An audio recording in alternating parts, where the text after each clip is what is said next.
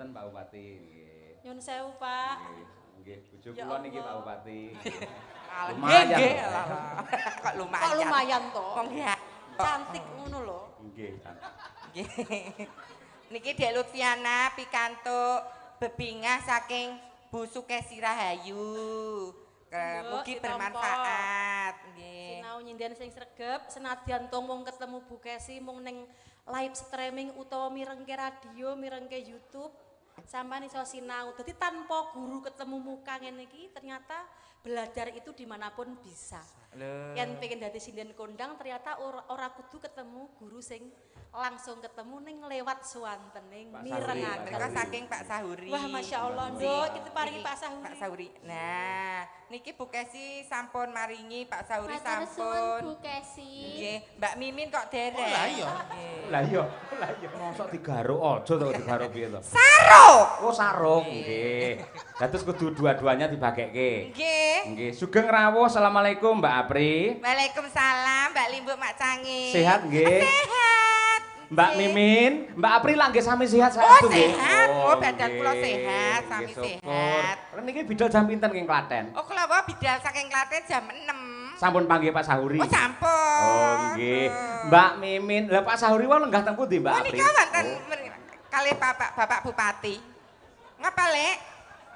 Pak Bupati, Pamengku Gati matur sembah sampun dipun timbali wonten mriki pun dilunasi. Ning nyun sewu Pak Dalang tidak memanusiakan saya. Terus ngapa kok nggawa dingklek iki? Arep nang ndi, Lek? Jujur, Pri. Aku pancen kene golek duit, golek sedulur. Terus ngapa? Nek ora dianggep wong wedok, meneh wong wedok ora dianggep rasane kaya ngopo to? Sing wedok sapa? Hamba. Wong wedok jadi-jadian nek hamba. Lah kowe arep nang ndi? Mulih. Lah nek Sampun Pak, kula pun ngugemi saged sowan mriki ning nyatane kula mboten dianggep. Monggo panjenengan ngedhoki Mbak Mimin.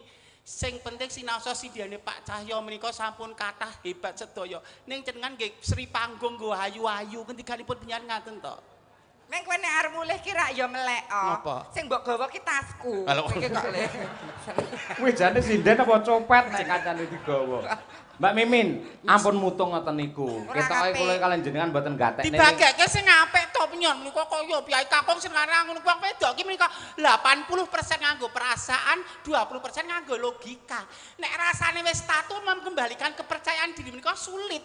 Lho. Oh iya. Yen pun kandharaken wong wedok ki wong wedok kudu ngerti. Jeneng sing meleh.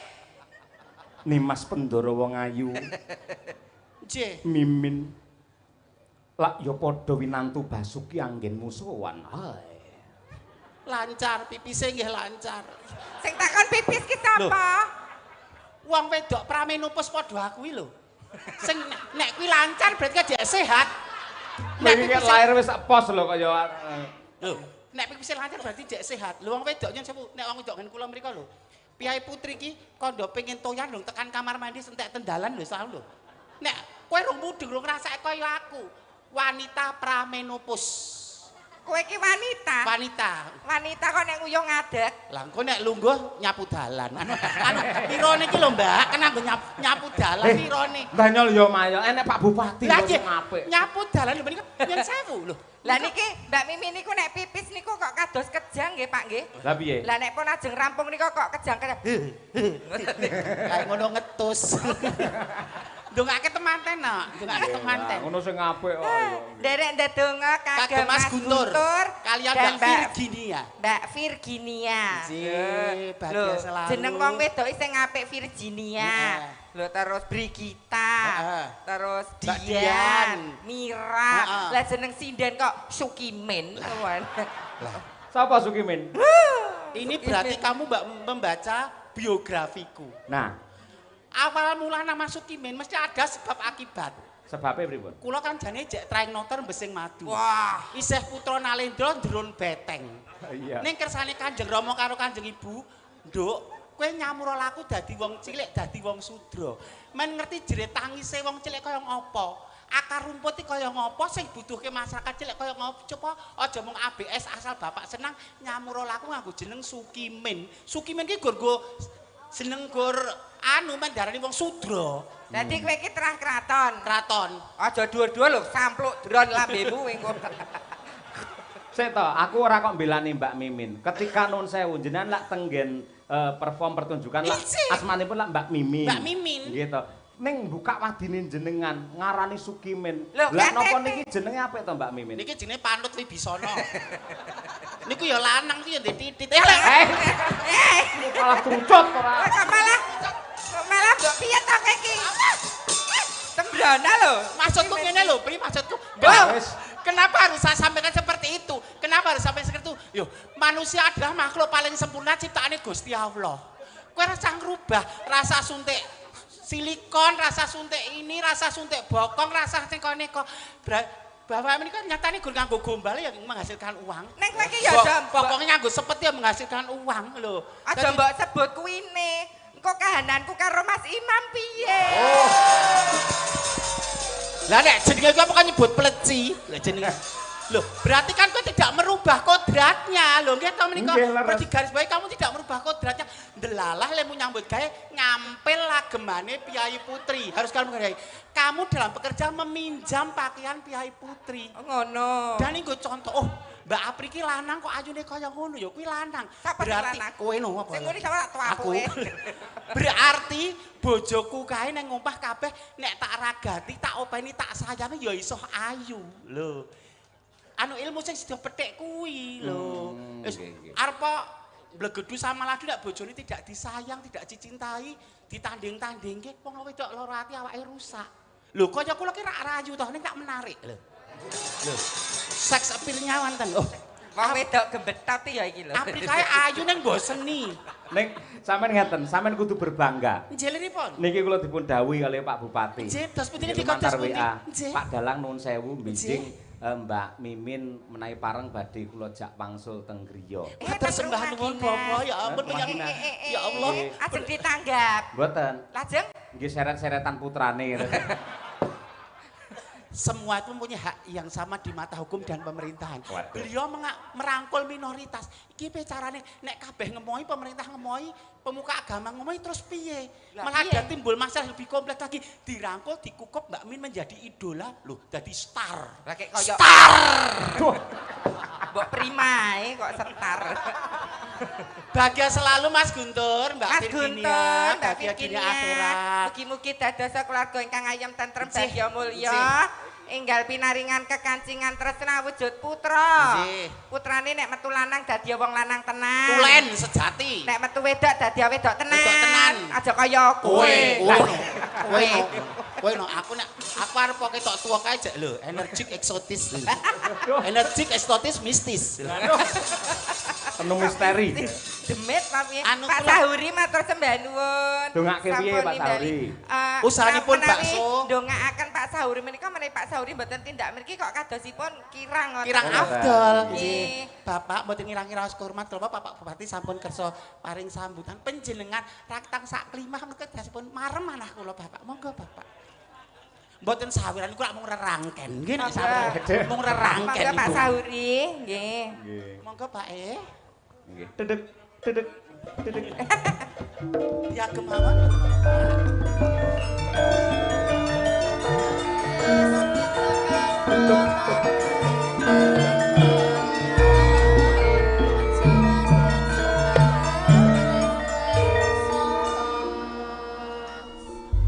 Matur sembah nuwun Pak Sahuri. Nggih. Salaman mboten napa-napa wong sepuh padha lanange. Kesupen, Mbak. Sing aku. Kesupen, Om. Apa Om? Nggih. Hancur kowe. Lemu dadak ketok marep ya Om. Mas Imam. Alah. Wong wedok leceh. Mbak Apri hati-hati lho. Pripun? Pak Sahuri biyaine halus, Halus. mendel, Nggih. jatiko anteng. Nggih, punten dalem sewu Pak Sahuri. Pripun raosipun menika dipun Rawuhi. rawuhi para Tangga tepalih, tepalih sederek kadang Pandemen pamitan. Sutrisna Budaya menika. Nggih, matur suwun dumateng kadang-kadang kula sedaya ingkang wonten daerah Ngledok, Bali Panjang, Baturno dan sekitarnya. Kawula atas nama keluarga nyuwun ngapunten menawi wonten klenta-klentu tempat napa jamuanipun boten meranani penggalih panjenengan sedaya. Kula atas nama keluarga nyuwun lumunturing sih samudra pangabsami. Nggih. Injih, Bapak, menika kegandengan Pak Sahuri menika sampun kersa nimbali Mbak Apri kalih Mbak Mimin, menika pikantuk hadiah saking Mbak Apri Mbak Mimin. Amin. Injih, Napa niku? hadiahipun menika tidak bisa diuangkan, Ya piye wis sugih kok aduh nyaosi apa to? bakal diingat seumur hidup. Alhamdulillah. Hadiahipun dicium Mbak Mimin. nggih. Dereng, Mimin terus nyosor ae ora. Ini diluruskan. Mencium karena keakraban karo mencium karena nafsu. Lho iki diluruskan. Niatnya inak malu biniah niatmu elek apa apik. Niatku seduluran kok lho. oh bakal keingat seumur hidup wong dereng diambung baci tuwa to, Pak? Nonton mindali kapri. Sik, aku tak njur preso, Pak Sahuri ngapunten. Jenengan lek piyai turah. Nggih. Gitu. Menawi wayangan ki menapa kok bintang tamu mboten sing kakung Lho. pisan putri Nah. pisan. Apa bidang tamu Jakarta sing her-her. Kok sing jenengan pilih sing gojag-gajeg ngoten lho, Pak? Napa sebabnya, Pak? Napa mergo kula tesih perawan? Alah. Angel lho umur 50 tahun saya menjaga kerja dan kehormatan. Perawan lho. udele kuwi. Sebabnya napa, Pak, kok Mbak Mimin Apri? Nggih, kula sak keluarga niku fansipun Mbak Apri dan Mbak Atur Mimin. nuwun Bapak ya Allah kok Deni. Bapak Yusuf.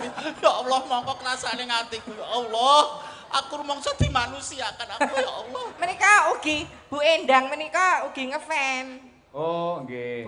Bu Kamti. Bu Endang Sukamti. Oh, Alah tak tawale dhewe. Apri iki les wasis. nggih, nggih. Termasuk ke Pak Dalang pun Cahyo Kuntadwi. Nggih. Nggih kula nggih sami ngefans menawi garwa kula ngefans kalian Ibu Zukesi. Oh, ngaten. Nggih, sembah nuwun. Izin. Menawi teng kula teng Bu Kesi ngefans teng Mbak Apri niku cocok. Nggih. Nek teng Mimin niku sing Lah. arah napane, Pak? Meniki lho, Piai Kakung memandang dari kacamata Piai Kakung. Tidak nganggo kacamata sesama manusia. Oh, Mimin kae ora ayu ya, ning nyenengke. Lho. Mimin kae jane ora pinter, ning iso dadi madrasah kagem putra-putrane. Sopan santun unggah-ungguh mula-muli ini dikedepankan adat ketimuran. Nggih. Lho, nek Apri ayune mergo suntik putih kula mergo air wudu. Lho pun beda. Pun beda. Dari niku saja pun beda. Sik. Lah, Lah nek- nek koni saiki, Mbak Mimin rene sik. Nggih. Lho, Sampean Mbak Apri mau putih mergo apa? Suntik putih nek ra dedet kok dongos-dongos ireng meneh. Sampean mergane Air wudu. Alami paringane Gusti Allah. dadine sampean putih. Nggih mboten putih ning anu nyeni ngoten lho. Saya tamang delok kan yang TV lho, ora putih lho, kelawu lho sampean. Niki perlu di lho. lho niki sak awak niki gandeng cinta Indonesia. Ya. Niki Mbak Mimi niku sak awak niku batikan kulitnya kabeh. berbatik. Wah, Nah, nyeni liyane kan, no. liyane kan pengen suntik putih, men tok putih mulus dengan harapan lawan jenis tertarik terpikat karena kemulusannya. Nek aku cara membentengi diri piye caraku? Jangan terlalu putih lah. Kulitku tak gawe batik, men lawan jenis tidak tertarik, kehormatanku tetap terjaga. Lho. Niku sanes nyeni. Batik niku tilas koreng. Malah nyeblok nih. Sik sampean mau wudu barang berarti lek wudu berarti muslim lho jenengan. Muslim insyaallah salat. Nun sewu. Nggih, Salat nggih. nggih, salat. Nate berjamaah. Berjamaah nggih. Kula tak takon, lek jamaah sampean melu kelompok pria napa wanita? Anu, kula ten perbatasan gen kelir ini lho, Pak. Nggih ten gen pria kok ya nek masalah akidah, masalah agama nggih ben. Tak kira ning dhuwur sekat. Bapak ngersakaken lagon menapa? Pak Sahuri ngersakaken lelagon menapa? Ingkang ragian tataripun inggil ampun sing biasa-biasa mungkin ndak Wow, sinden Ampun merabot. lha aku letinge Bu Kesi lho, Bri. Waduh. Rating. Ngersakaken lagu menapa Pak Sahuri? Nyidam Sari. Nyidam Nyidam sari. sari. Tuas deg-degan tak kira nyidam pentol. Nyidam sari. Nyidam sari nggih. Nggih, mengke Dipun dipun minangkani aturaken. Bapak nggih, matur Nggih. sembah nuwun. Gek telepon aku gek Mbak kula lunasi 20 juta ngono gek. Gek aku ya terus piye apa ayu ki payu 20 juta. 20 juta mulai gondas apa ora kowe engko? Senengane. Sembah nuwun Pak Sahuri mugi pinaringan sehat, panjang Lancar, yuswa. tinggal pilihan wayah. Tutuk momong putra wayahipun. Amin. Amin. Sembah nuwun Bapak. Lancar menjadi Nggih. ladang berkah kamsahanipun nggih, Pak. Nggih, sembah nuwun Pak Sahuri. Sembah nuwun nggih. Nggih. Para lenggah, para penonton tepuk tangan untuk Bapak Sahuri luar biasa. Ah, Pak Sahuri apa? Pak Lurah pengen diparingi kenang-kenangan. Ya ora apri kabeh kok dikan. Pak Lurah wis ajre. Nggih. Sing kersake wau napa? Ngidam sari. Ngidam sari. Cobi bawanipun jenengan berdua men Eji. Kiai Balik Panjang pirsa.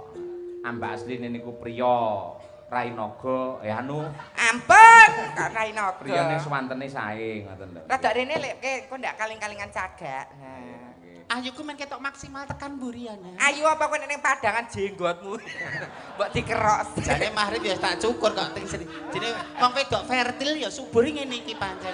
Rezekine lho paribasan sore kelong esuk wis entuk banyu Aku ini ngene. soalnya nek iruh wong rada brewok iki iso piye ngono lho. Lambene. Gak aku pri nek kowe seneng karo aku ra sudi ya. Piye? Bluluk disawatke. Terus? Ketoke ndungkluk ngematke. Biasa ngono iki. Malah sing ora-ora. Apa bawane, Mbak? Nyanyi Dangsari to nggih. Dandang kula nggih. Nggih. Nggih, siap. Wiwit saking Mbak Apri menawi Mbak Apri ini muridé Mbak Mimin. Kersanipun ajar kendel nggih. Ah, nggih, Dados- diberi dados kesempatan yang benjang mudah. nek kula wis paribasan wis vakum, karena vakum pun tak ulang-ulangi jadwal, kowe tak culke ngono ki paribasan. Vakum ki nyedot apa lek? Maksudnya vakum ki aku wis ora produktif ning panggung. Mungkin milih di balik layar dan sebagainya. Apa mau kowe tak culke kowe wis mampu. Gage pamerno suaramu sik, Nok. Kowe sing ra mampu pasrah aku, engko aku ra mampu tak pasrah Bu Kesi. Dadi piye? Bu Gesi ra mampu pasrahke Pak Sahuri wis ayo. Ya, Nak.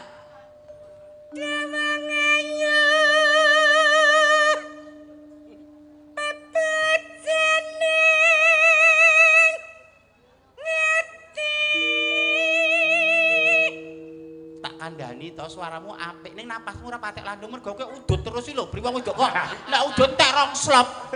Wong wedok Mas Serong slop apa ora bodol telake to Mas iki kok rong seneng. bungkus iki lho Mbah.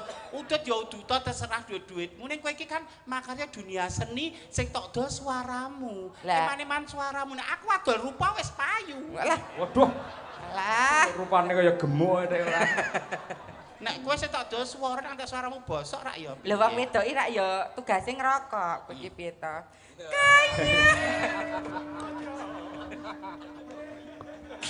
Apri koclok ayo. Tatone anu kijing. Apa, Mbak? Tatone gambar apa kijing to iki? Lah kar ngiseni ye kok senengane kok kijing ki lho. Kaya ngene wong nandang asmara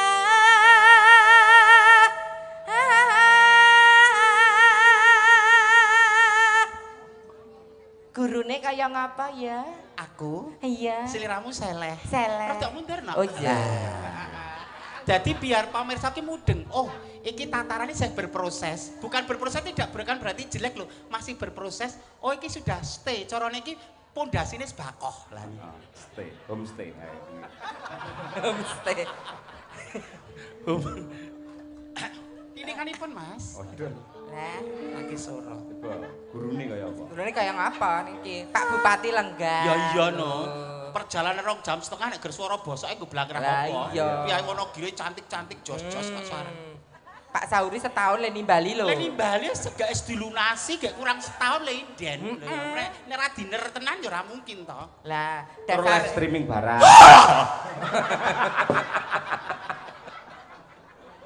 kok malah jegok. Apa to? Baik.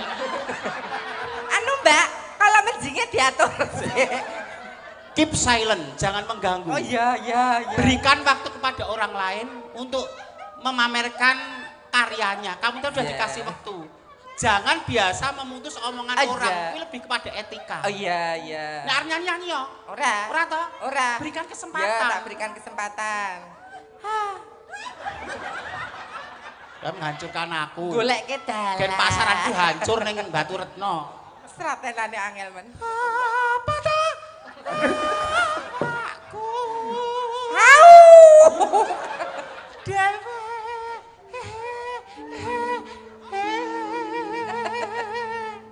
Kok Sinden nek suarane kaya ambulan. Lah. Nek Bu Kesi ra cetha. Vokal konsonan artikulasi jelas. heeh. Ono sing sinden berpower. Lah aku ki sinden suarane ulem. Ulem, alus. Iki tak mix karo dawe Pak Ustad. Piye? Pak Ustadz kan ndika perempuan itu sunahnya suaranya dilembutkan, jangan melebihi suara powere laki-laki. Mula nek imam salat jamaah kae kleru, kudu imam kuwi lho. Pomo imam mimpin salat jamaah kleru, piye putri kae ora nyuara, mung astane. Oh, Mergo suara perempuan itu kadangkala mengganggu. Kuwi nek perempuan. Perempuan. Lah kowe lho mondo-mondo. Tapi kan memakai baju perempuan. Iya. Dewa kok kuropoto. Wong ayu Aja lho. dilokne to Pri wong Wong jenenge. ayu yo kelem sithik termaakan. Iya. Duh dewa jawata.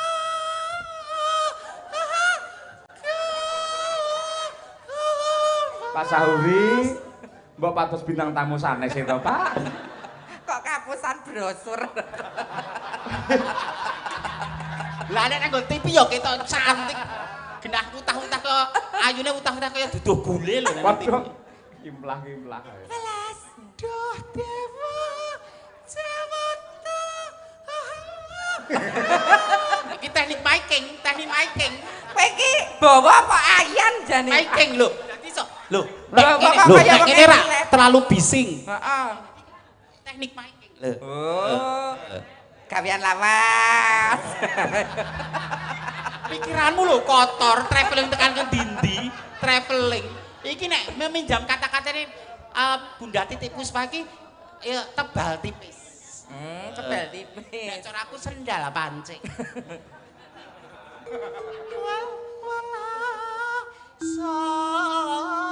Somring Pak Mami.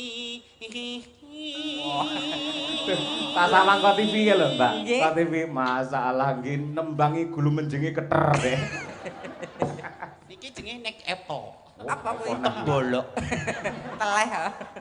Ayo aja kendel kok ndak kowe ora maju-maju. Kok ayu aku, pinter aku, wasis aku, intelektual aku, terus kono ngopo? Oh alah men. Upamana nahkoda. Yoga-yoga nyawangku karo ngleki duwi ngopo to, Jas? Nyawang boleh keindahan dunia itu dilihat boleh ning aja ngono to, Mas. Kuwi argo ngidoni kowe ra sida. Kok diulu meneh. Perasaan kok do nyawang karo ngleki du apa tertegun apa kagum karo Alah, kecantikan. tertekan. Tertekan. Tanpa perahu sasat sarat dan papatri.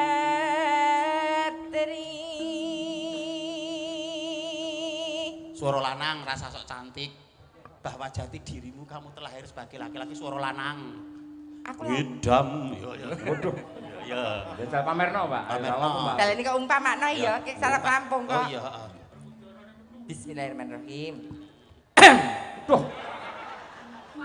Ngatur kelak. Pantai Sekipu. sekupi ayo. Umpamakno nahkoda Beda. Beda. tanpa Oh, lanang. perahu Wedok. sasat Lanang wedok bareng, ayo. meteng no mengke. Mung bareng dolane apa meteng? Lah nek lenang wedok Dolan campur. ki ra apa-apa, jajan wayang bareng ra apa-apa. Sing siji kuwi aja. Apa ta, Lek?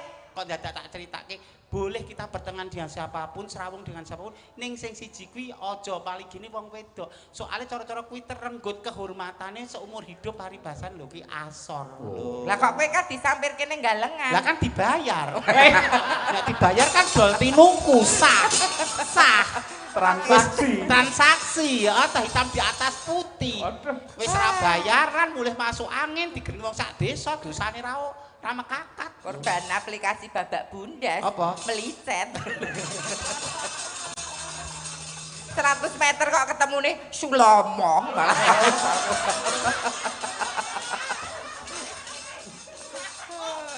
Loh, kita menggunakan aplikasi apa aja itu boleh. Ning digunakan semestinya sewajarnya. Hanya oh pengetahuan oh ngene to. Oh ngene tok sudah. ngono ki aja terus ditindaklanjuti, hanya sekedar mengetahui saja. Oh, Ya, iya Ayo, ya. Tanpa perahu sasat sarat ing pepetri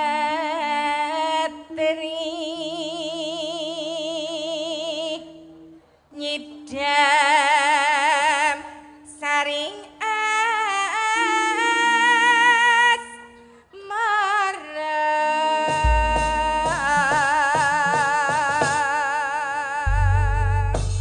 Sik nggen langgame tak golekne kanca Mbak Nggih. Mbak Apri. Kudu sing cantike kados kula levelipun. Kok ndak dekne ndak nopo ngedrop. Oh, iya. Kula ngedrop banget. Ngedrop ae kaya baterai. Sinten menika? Mbak Mira ya Mbak Mira. Mbak Mira. Mira Kirana. Nggih. Ayune. Aku dhisik jaman rung dirusak tukang son ya ayu ngene iki. Ya cantik ngene iki kok aku ya mulek ngono ki ya jenenge wong ya wis rusak to jenenge. Jejer. Nah, ngene. Wah, jan telu-telune padha ayune kabeh. Wedoke ngene iki lho, Lek, saka bodine lho, saka ngiringan ya patut, saka mburi ya patut, saka ngarep ya patut. Lho, lah nek kowe kuwi wong wedok kok susune daya ngalor iki po eneng. Wong wedok susune daya ngene iki men. Anarkis Kowe kuwi. guyon kono-kono meramah lenggah Pak Bupati. Lah ngapa? Perangkat kabeh rawuh. Terus Ngono iki ra sopan. lah wong gur kanebo kok Nah, Mas. Loh, tapi jane ini nggak percontohan juga loh. Kenapa wanita kalau sudah melahirkan berubah bentuk payudaranya? Itu yang saya jangan takut berubah bentuknya karena kodratnya wanita itu menyusui dan ibu yang mau menyusui bayinya kemungkinan kecil terkena kanker payudara. Wah, kaya tahu-tahu kok. Lho bojone tanggaku ya tak ombeni ya dadi pinter. Salah bojone tanggane barang. Gen kecerdasan anak menika terlahir dari ibu yang cerdas, bayi sing kersa minum ASI. Oh, lah nek ndekmu kan ya ASI. ASI. Air susu iblis tadi. Ayo nduk Mira Kirana. Sing endi nak? Ayo Dek Mira. Lho, ayu menik-menik. Lho, jan. Wah, jan Mbak Mira kaya Sri Uning, Mbak Apri kaya Sri Tanjung. Mbak Mimin Jan kaya Sri Gala. Keblong-blongane ngono Mbak Mimin ora. Rada rene nduk Mira lho, sing wedok kene sing lenang ben kono. Wedok. Tak share fotomu zaman disunat piye. Sing wedok kene. Sing wedok kene, sing lenang kono. Wedok. Lemu sunat lho ngeterke aku. Sing wedok kene. Aku dhisik lho, gur dikerek kunir kok. Kae iki nggo nambani kadas Mas kae kok. Aku gedhe iki dene pencitraan iki seolah widun. Sing wedok kene, kowe sing lanang kono.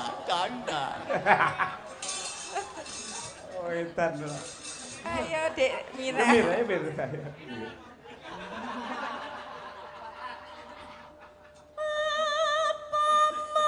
Sirnamu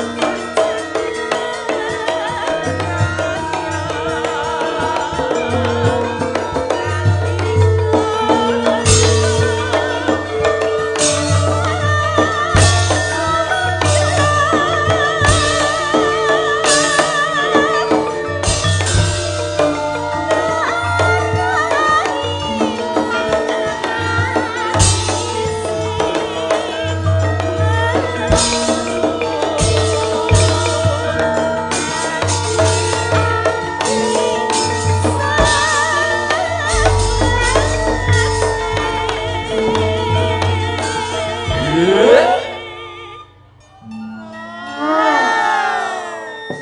Pak Cahyo, kula niki teng tengah-tengahe Mbak Apri kalian Mbak Mimin niki merasa pripun ngoten? Pripun piye? Lah kula lak wong wedok tulen to. Heeh. Lah nggih kalah gandes lan luwes sekali piyai kekalih mriku. Insecure berarti kowe. Lah iya. Kabeh berproses sok pri. Congkak. Lho, pinter ya. Pinter ya. Soalnya dhisik tau kerja ning bank. Oh iya to. Bang Jo maksudnya. Malah ngemis. Iki gue tak aturake marang adik-adikku mahasiswa iki kepareng ning mburi kelir iki Mas Akbar. Sebenarnya. Mas Aji, sugeng pinarak ingkang sekeca. Ayo. Semangat Dek Mira monggo laju wong ayu.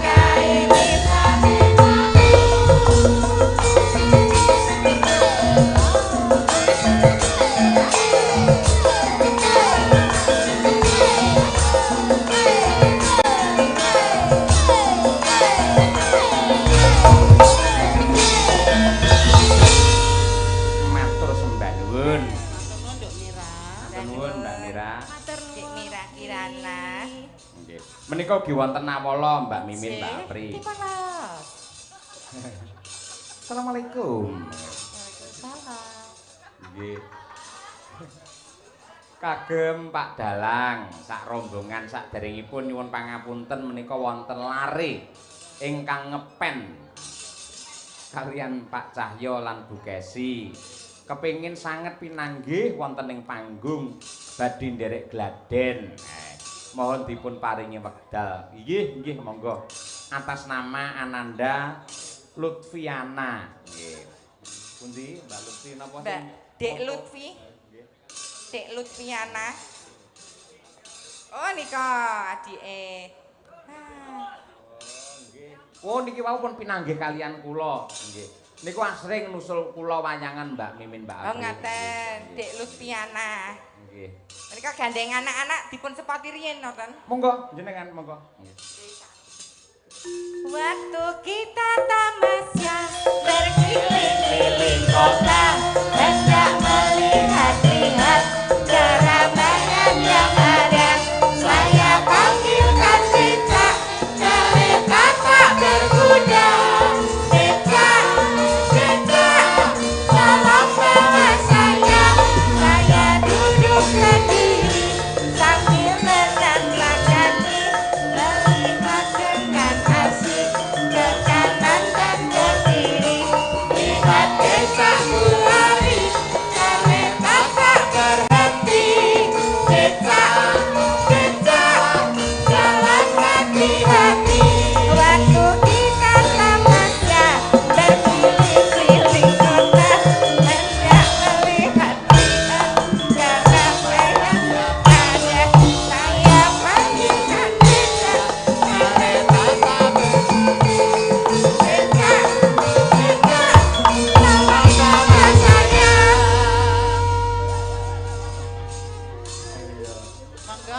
bocah cilik iso ale njogeti kaya ngono. Sini sayang. Apri kocluk.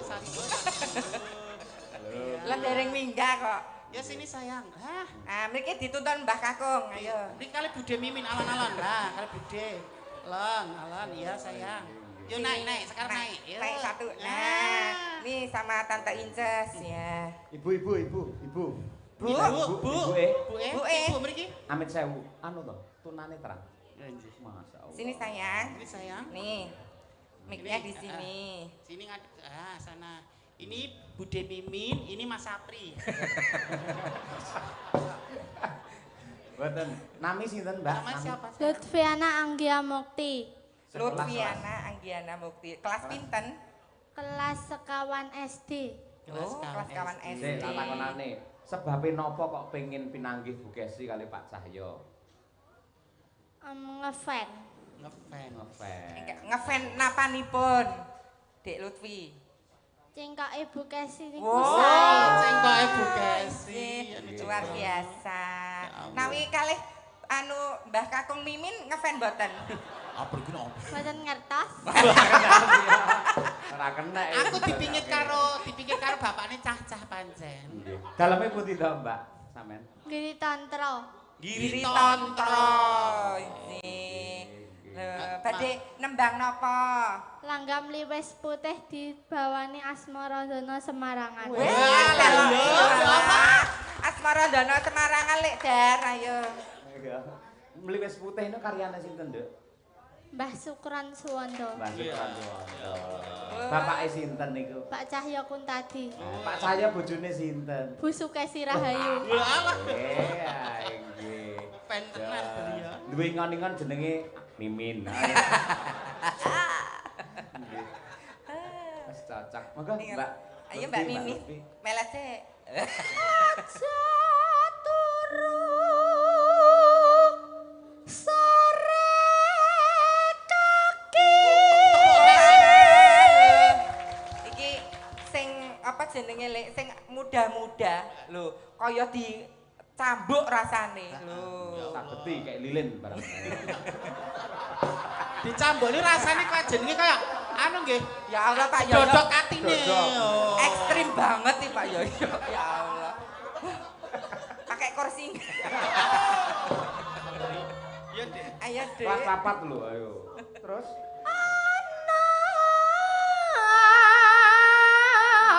Dewa ngangkelang jagat. suarane cengkoke kaya Bu Kesi lho. Luke gregele Bu Kesi lho lek iki. Berarti bener-bener dia pemerhati tenan. Pemerhati Bu Kesi. Sik, saiki ngene. Jenenge lak Lutfiana, nggih, nggih, Mbak. Nggih. Lutfiana. Komplite sinten? Niku tok. Lutfiana Anggia Mukti. Oh, nggih. Anggia Mukti. Anggia Mukti. Kula tambahi nggih. Lutfiana Anggia Mukti, Sukesi Saputri. Prok prok prok prok prok.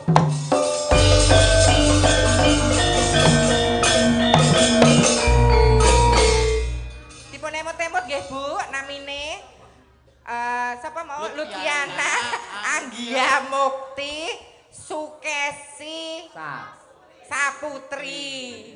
Ampun kleru Mimin Saputri, mengke kok ndak Mas dadi memolong kok malah. Apri tak borgol kene ora ae.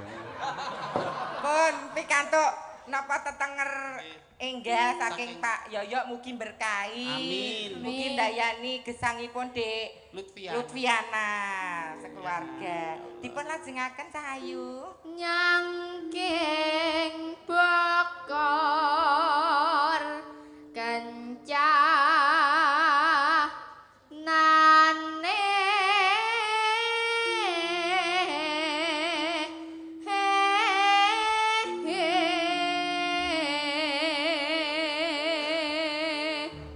Kok saged nembang niku sing ngajari sinten Dek Lutfiana?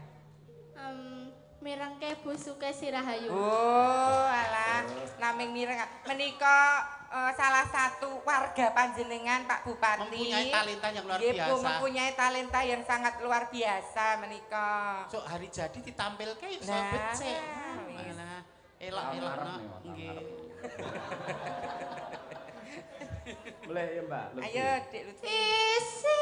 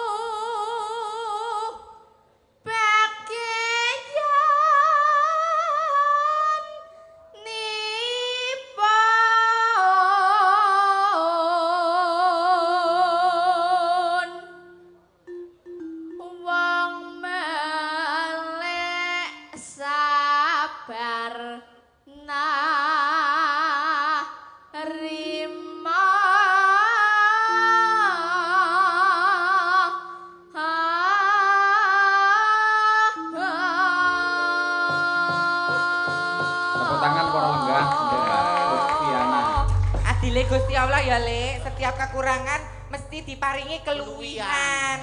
Lah Mimin kok kurang kabeh kuwi. Sing punjul niku ususe kok. Kula kan ilmu padi kok. Ilmu padi merunduk terus kok apa? Biasane tak sasak ngene iki tutik saiki Mimin. Coba langgame sayang. Meliwis putih kasrimpong tan bisa ngalih saka gadung bangkit mikut meliwis putih tarang lipis panjamanku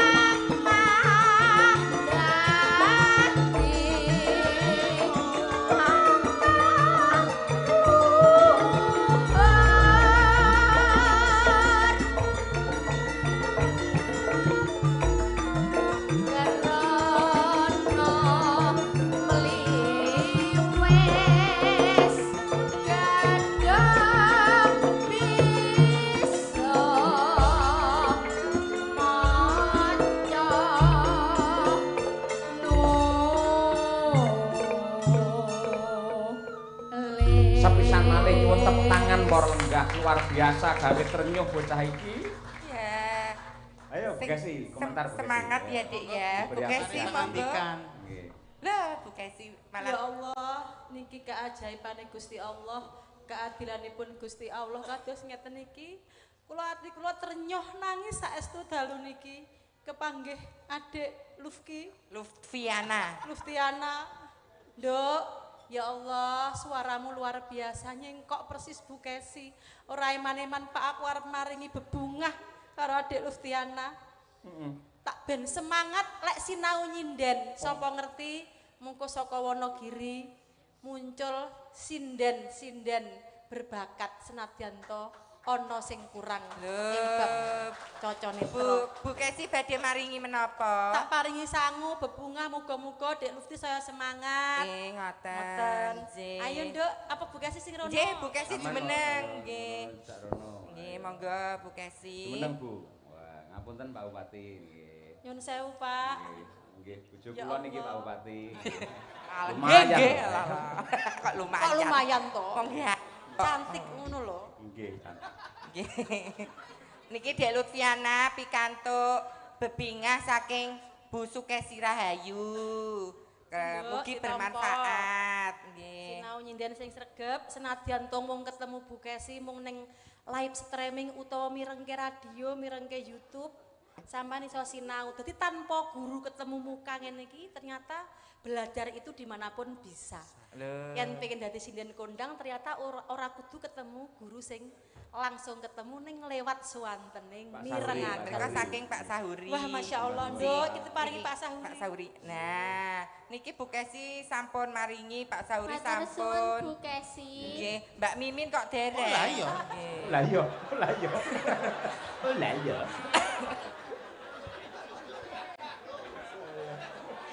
Lah iya. Mboten usah repot-repot. Mbah Kong, Mbah. Kene sebelah kene. Saka bude. Matur suwun. upama suaraku kaya kowe ngono endah kaya ngopo Nduk. Mentel kowe Mas congkak umuk. Aku wegah nu gabung karo kowe. Aku mlaku dhewe dadi nek. Waduh, nek suaraku apik. Mergo gabung karo kan suaraku bosok. Dadi aku. Matur sembah nuwun Bude Mimin. Ngono. Nggih. Ya. Mugi-mugi Bude Mimin, Bu Kesi kalian Pak Sahuring sampun paring kandha asih katresnan. Menika dados pamecut semangatipun Gendut Lutfi semakin semangat dan belajar untuk mengibarkan budaya Indonesia di Wonogiri yang tercinta. Amin. Nah, Mbak Lutfi pinarak kene ora usah adu-adu karo penonton, Mbak. Kene wae, ning kene wae ning panggung kene wae. Kene cerak Bude ngajar pinter karo Bude. nggih. Ayo, tuntunan toh Mimin. Kok Mimin apa sih Mbak Lutfi lho, ayo. Nggih, kene nok Cahayu, kene duduk sini aja ngendi ya? Kene ngagem dingklike Pak D kene. Nah. Pak D. Mriki, lenggah mriki. Nah. Nah, mriki. Nah. Nah. Nggih, lah. Bismillahirrahmanirrahim. Nah. Pripun raose dingklike Pak D? Pripun? Rasane pripun? Enak. Enak. Enak ayo. Angsare Alah. Nggih, Mbak Mimin, Mbak Apri, nggih. Menika ugi wonten ingkang badhe paring pisumbang. Nggih, anak-anak yen mboten kula dhisikke mesake niki. Nggih, nggih. Naminipun Mbak Sekar saking Cengkareng. Lho, tebih lho. Badhe nyekar menika lungiting asmara. Menika masih anak-anak nderek belajar. Mbak Sekar saking Cengkareng. Nggih, lek goro-goro ndak malah pun bubuk mangke pundi Mbak Sekar. Ayo Dek Sekar. Nggih, Mbak Sekar. Sing gampang.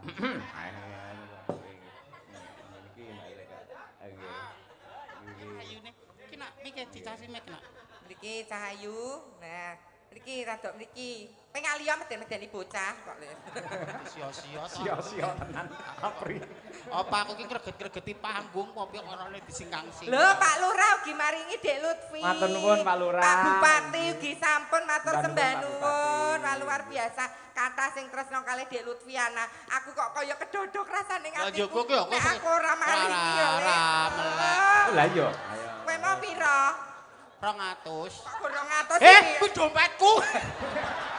Wah, curiga. Mula kok batinku kok Curiga. anu pendapatane padha karo mangsa kok ora nek ora nglumpuk lah kene sing itu jeneng kono terus batinku hake sapa kok nyileh sik aku nyileh yo balekke tenan lho oh senengane nyaru wus dompete wong mula kono kok sangune wutuh terus aku ngono ki anggere harus dipakake aku terus iki Dek Lutfi Wetan. masa nyawer utang apri iki ya tapi mula kok sanguku kok kirang terus nah gerke lho tuku bensin semene kok jebrane oh ngutil ya men ora duwe kok ya ayo Dek Kelas pinten, Nduk? Dek Sekar Kelas 8. Oh, 8. 8 iku kelas 2 SMP. Maaf ya Pak Dalang, saya nggak bisa bahasa Jawa. Begitu wah. Gue itu juga dari Jakarta di sana, terlonte-lonte di sana. Terlunta-lunta. Adek bahasa Jawa juga gradul-gradul aja. Oke, Mbak Sekar mau sing song Lagunya? apa? Iya. Lungiting Asmara. Lagunya Lungiting Asmara ya. Iya. Jangan deket-deket biar ada sentet soalnya. Maka diaturake coba kayak Sini apa? aja ya, sini agak sini. Nah, biar nggak ketutupan cagak. Iya. Maka lungiting asmara. Yuk. Ayo ngancan joget kok. Hey!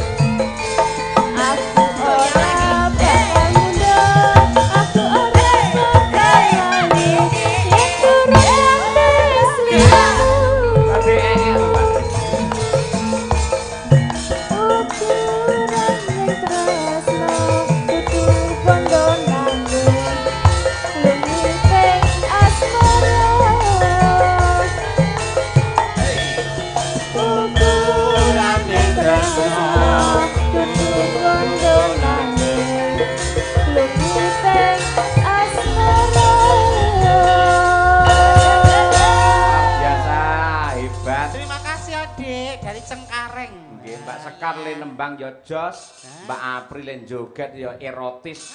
Mbak Mimin wah jan kaya denden sawah. Pak Dalang, Iya Pak Dalang Dalang. ditinggali. Gimana ada apa? maaf ya kalau masih jelek. Soalnya saya juga masih belajar. Enggak apa-apa. Oh, enggak perlu pakai soal ini enggak ujian oh, Mbak ini ya.